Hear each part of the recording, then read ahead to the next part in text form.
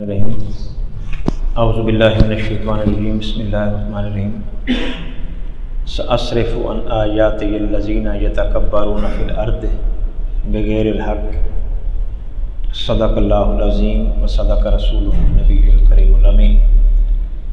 اللہ جل مجدہ کا شکر و احسان بجا لاتے ہیں کہ جس رب العزت نے ہمیں اپنے گھر میں اپنی بارگاہ میں حاضری کی توفیق عطا فرمائی۔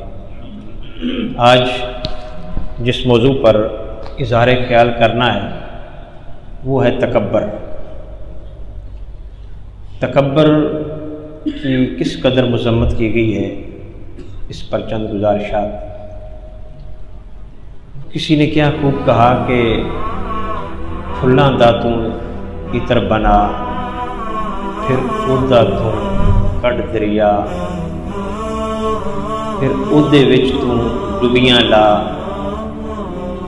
پھر بھی تیری بو نہیں جانی پہلے تو اپنی میں مکا۔ انسان اندر سے بدبودار ہوتا ہے کب؟ جب وہ تکبر کرتا ہے، اس کی میں اس کو پراگندہ کر دیتی ہے، اس کو بدبودار بنا دیتی ہے۔ بدبودار کا مطلب یہ کہ پھر لوگ اس سے دور بھاگتے ہیں۔ جو خود پسندی کا شکار ہو جاتا ہے، مغروریت کا شکار ہو جاتا ہے، لوگ اس سے نفرت کرتے ہیں۔ اب اللہ جل مجدہ نے بے شمار مقامات پر اس کا ذکر کیا ہے۔ اب یہاں جو میں نے آیہ مقدسہ تلاوت کی سورہ اعراف پارہ نمبر 9 آیت نمبر 146، یہ بطور سزا کے طور پر ذکر کیا کہ جو تکبر کرتا ہے پھر ہم کیا کرتے ہیں۔ فرمایا سأصرف عن آیاتی الذین یتکبرون فی الارض بغیر الحق، میں اپنی ایتوں سے ان لوگوں کو دور کر دیتا ہوں۔ ہماری ایتیں سمجھنے اور قبول کرنے کے وہ قابل نہیں رہتے، میں ان کو دور کر دیتا ہوں۔ کن کو؟ جو زمین میں ناحق تکبر کرتے ہیں۔ تکبر کرنے والا خدا کے فرمان سے دور ہو جاتا ہے، وہ سمجھنے سے قاصر ہو جاتا ہے۔ یہ بہت بڑی سزا ہے، اب اس سے بڑھ کر سزا کیا ہے؟ خدا کی بارگاہ کے قریب تو اسی نے ہونا ہے جو خدا کی بات کو سنے گا، سمجھے گا، عمل پیرا ہوگا۔ تو فرمایا جو تکبر کرتا ہے، میری مخلوق کو حقیر سمجھتا ہے، خود کو بڑا سمجھتا ہے، تو اس کی سزا یہ ہے کہ ہم اپنا علم اور اپنی آیات سے اس کو دور کر دیتے ہیں بطور سزا۔ اور ادھر فرمایا نا کہ جس کے ساتھ بھلا کرتا ہے، من یہد اللہ خیر یفقہہ فی الدین، اس کو دین کی سمجھ عطا کر دیتا ہے۔ تو وہ عاجز، وہ منکسر المزاج آدمی وہ دین کی طرف آتا ہے اور تکبر دین سے دور چلا جاتا ہے۔ اور پھر ایک مقام پر فرمایا لا تمشی فی الارض مرحا، زمین میں اکڑ کر نہ چلا کر۔ اچھا سوال پیدا ہوتا ہے اس سے کیا نقصان ہوتا ہے؟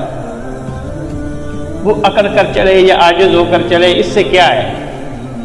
یاد رکھ لیں کہ اللہ جل مجدہ کا سارا دیا ہوا دین، اس کا مقصد یہ ہے اور اس کا خلاصہ یہ ہے کہ اللہ اپنے بندے کو کہیں بھی ذلیل نہیں ہونے دیتا، اور جو اس کو ذلیل کرنے کی کوشش کرتا ہے خدا اس سے اعلان جنگ کرتا ہے، خدا اس کو سزا دیتا ہے۔ وہ عاجز ہو کر چلے یا متکبر ہو کر چلے، خدا کو کیا فرق ہے؟ لیکن اگر متکبر ہو کر چلے گا تو وہ دوسروں کو حقیر سمجھے گا، اور اللہ فرماتا ہے تیری یہ جرت کہ تم میرے بندوں کو حقیر جانے، خبردار لا تمشی فی الارض مرحا، اکڑ کر تمہیں زمین پر چلنے کی اجازت ہی نہیں ہے۔ اگر چلے گا تو پھر کیا ہوگا؟ حضرت ابو سلمہ بن عبد الرحمن، ان کی ملاقات ہوئی عبداللہ بن عمر رضی اللہ تعالیٰ عنہ سے، اور وہ رونے لگ گئے۔ کسی نے پوچھا روتے کیوں ہو؟ تو انہوں نے کہا کہ ابھی مجھے عبداللہ بن عمر نے کہا ہے کہ آقا علیہ السلام نے فرمایا جس کے دل میں رائی کے دانے کے برابر بھی تکبر ہوگا وہ جنت میں نہیں جائے گا۔ میں تب سے حیران ہوں کہ یہ چیزیں تو آ ہی جاتی. اور پھر آقا اللہ جل مجدہ فرماتے ہیں سورہ مومن آیت نمبر 35، فرمایا یتبع اللہ علی کل قلب متکبر جبار، اللہ مور لگا دیتا ہے ہر اس شخص کے دل پر جو متکبر ہے، جبار ہے، یعنی ظالم ہے. ظالم اور متکبر کے دل پر خدا مہر لگا دیتا ہے. کیا اس کو اب ہدایت کی طرف نہیں لانا، ہم نے اس کو اللہ اور اس کے رسول کی طرف نہیں آنے دینا، اب اس کو دھتکارنا ہے. یعنی گویا وہ دور کر دیتے ہیں، دھتکار دیتے ہیں. تو جنہوں نے تکبر کیا خدا نے اپنی بارگاہ سے اس کو دور پھینک دیا. دنیا کا پہلا گناہ تکبر ہے، پہلا گناہ تکبر ہے. ابلیس نے تکبر کیا تھا اور سب سے پہلا گناہ ہوا، اور اس کا نتیجہ کیا نکلا، اس کو سزا کیا ملی؟ وہ ملائکہ کا پروفیسر تھا، لیکن اللہ جل مجدہ نے اس کو اپنی بارگاہ سے دور کر دیا، شیطان بنا دیا، گالی بنا کے رکھ دیا. جو تکبر کرتا ہے وہ گالی بن جاتا ہے، وہ شیطان گالی بن گیا. تو قیامت کے دن حضور نے فرمایا کہ متکبر چونٹیوں کی طرح ہوں گے. اور آقا علیہ الصلوۃ والسلام نے خطبہ حجۃ الوداع کے موقع پر یہی فرمایا تھا، کسی کالے کو گورے پر یا کسی گورے کو کالے پر، کسی امیر کو غریب پر، کسی عربی کو اجمی پر کوئی برتری نہیں ہے.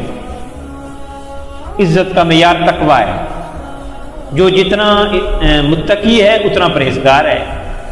ان اکرمکم عند اللہ اتقاکم، جو جتنا پرہیزگار ہے وہ اتنا خدا کی بارگاہ میں عزت والا ہے. عزت کا معیار دولت نہیں ہے، عزت کا معیار جاہ و منصب نہیں ہے، عزت کا معیار تقویٰ ہے. کن چیزوں کی بنیاد پر ہمارے یہاں تکبر پایا جاتا ہے؟ ایک ہے علم. علم کی وجہ سے بھی لوگ تکبر میں آ جاتے ہیں. میں بہت بڑا اسکالر ہوں، بہت بڑا استاد ہوں، بہت بڑا پروفیسر اور بہت بڑا عالم. یہ بھی تکبر کر جاتا ہے، اس سے بھی میں آ جاتی. کسی کو خاطر میں نہیں لاتے، اگنور کرتے ہیں خدا کے مخلوق. یہ بھی ایک تکبر کا ذریعہ بنتا ہے. اور جو ایسا علم تکبر کا ذریعہ بنے پھر وہ بارگاہ خدا بندی میں قابل قبول نہیں ہوتا. اور دوسری چیز ہوتی ہے مال. جس کے پاس مال و دولت کی کثرت جو ہو جاتی ہے وہ بھی پھر غریبوں کو کچھ نہیں سمجھتا. میرے حضور نے فرمایا کہ غریب امیر سے اعمال میں اگر برابر بھی ہوا تو 40 سال پہلے جنت میں جائے گا. اور میرے آقا علیہ الصلوۃ والسلام فرمایا کرتے تھے باری تعالیٰ مجھے غریب بنا، مجھے غریبوں میں رکھ، مجھے قیامت کے دن غریبوں کے ساتھ اٹھانا. یعنی غریب کی عزت ہے. تو مال و دولت رکھنے والا بھی غریب کو عزت دینے کے لیے تیار نہیں ہوتا. اور یاد رکھیں جو غریبوں کو عزت دیتا ہے خدا اس کو عزت دیتا ہے. جو بھی جو بڑے بڑے ایم پی ایم این اے بنتے ہیں ان کا ایک راز ہوتا ہے کہ لوگ ووٹ دیتے ہیں، وہ غریبوں کو عزت دیتے ہیں، رسپیکٹ دیتے ہیں، پروٹوکول دیتے ہیں، ان کی بات سنتے ہیں، ان کو توجہ دیتے ہیں. تو پھر وہ ووٹ ان کو دیتے ہیں غربا. تو کسی کی توجہ اپنی جانب مبذول کرانے کے لیے اس کو عزت دینا ہوگی. جس کو عزت دو گے وہ بدلے میں عزت دے گا. تو عزت دار بننے کے لیے دوسروں کو عزت دیں. بس اگر معزز بننا چاہتا ہے تو دوسروں کو عزت دینا شروع کر دے. وہ بندے بھی عزت دیں گے، خدا بھی عزت دے گا. حضرت داؤد علیہ السلام نے کہا تھا باری تعالیٰ کیسے تجھے راضی کریں اور تیرے مخلوق کو راضی کریں؟ فرمایا میرے مخلوق کے سامنے اپنا رویہ بہتر کر لو، خدا بھی راضی ہو جائے گا، خدا کی مخلوق بھی راضی ہو جائے گا. بس رویہ بہتر کر لو، اچھے طریقے سے پیش آیا کرو، تحمل سے بات سنا کرو اور پیار سے بات کیا کرو. تو علم وجہ بنتا ہے، مال وجہ بنتا ہے تکبر کی، عہدہ وجہ بنتا ہے. کوئی کسی عہدے پر فیض ہو گیا تو وہ بھی پھر دوسروں کو دیکھنے کے لیے تیار نہیں کہ میں تو ماشاءاللہ کیا بن گیا. تو کیا بن گیا تو یہ لوگ کرسی کو سلام کرتے ہیں، کرسی ہے تو ہی نہیں تو کوئی تیری طرف دیکھنے کے لیے تیار نہیں. کرسی سے اترتے ہیں تو لوگ سلام لینے کے قابل نہیں سمجھتے. اور دیکھا نا پھر تاریخ نے کہ تخت پہ بیٹھنے والے تختے پہ بھی آئے. وہ اپنے آپ کو فرعون اور نمرود سمجھنے والے پھر ذلیل و رسوا بھی ہوئے. یہ تاریخ نے دیکھا سارا کچھ. طاقت کا سرچشمہ جو سمجھتے تھے پھر ان پر طاقت استعمال کی گئی. عدلے کا بدلہ ہے، جیسا کرو گے ویسا کرو گے، یہ سب کچھ نظر آ رہا ہے ہمیں. تو اودا وجہ بنتا ہے تکبر کا. پھر اگر زندگی میں کسی کو کامیابی مل جائے تو وہ بھی پھر تکبر کرتا ہے کہ میرے اندر اہلیت ہے، یہ قابلیت ہے، ٹیلنٹ ہے کہ میں دیکھو کامیاب ہو گیا. بھئی اگر تو کامیاب ہوتا ہے تو اللہ کا شکر ادا کیا کر، یہ خدا کے فضل سے ہوا ہے، تکبر نہ کیا کر. اور پھر طاقت وجہ بنتی ہے، جس کے پاس طاقت آ جائے تو وہ بھی پھر تکبر کرتا ہے، وہ بھی کسی کو خاطر میں نہیں لاتا. یہ رورل ایریاز میں یہی ہوتا ہے، لوگ نمبردار ہے، کوئی وڈیرا ہے، کوئی کونسلر ہے، کوئی MP MLA، وہ کسی کو کسی خاطر میں نہیں لاتا. کہتے ہیں طاقت ہمارے پاس ہے. اب کیا وہ طاقت کے نشے میں اتنے بدمست ہوتے ہیں کہ خدا کی مخلوق کو حقیر جانتے ہیں. تو طاقت بھی ایک وجہ بنتی ہے. تو یہ چیزیں انسان کو تکبر کرنے پر مجبور کرتی ہیں. تو اگر اللہ یہ چیزیں عطا کرے تو اس کو جر کے کھانا چاہیے، خدا کا شکر ادا کرنا چاہیے، نہ کہ خدا کی مخلوق کو حقیر جاننا چاہیے. تو جس کے دل میں رائی کے دانے کے برابر بھی تکبر ہوگا وہ جنت میں نہیں جائے گا. اور آخری حدیث موجم الکبیر میں ہے، حضور نے فرمایا 4 قسم کے لوگوں سے خدا بغض رکھتا ہے. یہ آج میں نے جمعے پہ بھی 4 قسم کے لوگوں سے خدا بغض رکھتا ہے، دشمنی رکھتا ہے، نفرت کرتا ہے اللہ ان سے. پہلا طبقہ فرمایا ظالم حکمران. وہ لوگوں پر خدا کی مخلوق پر ظلم کرتے ہیں تو خدا دوست کیسے بنائے گا؟ الخلق عیال اللہ، یہ ساری مخلوق خدا کا کنبہ ہے، خاندان ہے، گھرانہ ہے. تو ہمارے گھرانے سے جو پیار کرتا ہے مجھ سے کرتے ہیں، جو نفرت کرتا ہے مجھ سے نفرت کرتے ہیں. تو یہ ساری مخلوق خدا کا گھرانہ ہے، جو پیار کرے گا خدا اس سے پیار کرے گا. تو جو ظالم حکمران ہے وہ خدا کی مخلوق پر ظلم کرتا ہے تو اللہ کا دشمن ہے پھر. اور فرمایا قسم کھا کر سودا بیچنے والا.